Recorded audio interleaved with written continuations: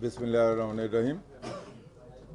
Electronic ও print মিডিয়ার প্রিয় সাংবাদিক ভাই বোন, আসসালামু আলাইকুম।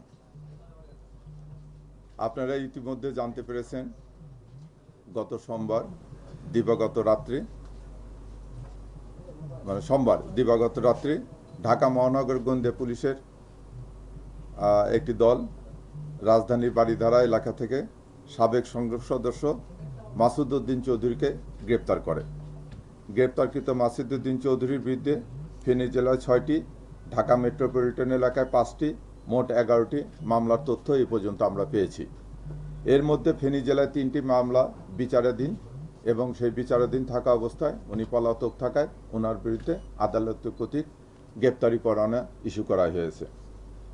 ফেনী জেলায় আরও 3টি মামলা এবং ডিএমপির 5টি মামলা সহ মোট 8টি মামলা এখনও তদন্তাধীন। এছাড়াও ওনার বিরুদ্ধে দুর্নীতি দমন কমিশনে এবং সিআইডিতে একাধিক অভিযোগ বর্তমানে তদন্তাধীন রয়েছে। তার বিরুদ্ধে পল্টন, বনানী, কোতোয়ালি, মিরপুর ও হাতিরঝিল থানায় হত্যা চেষ্টা, মানব পাচার প্রতিরোধ আইন ও মানি লন্ডারিং সংক্রান্ত গুরুতর অপরাধের মামলা রয়েছে।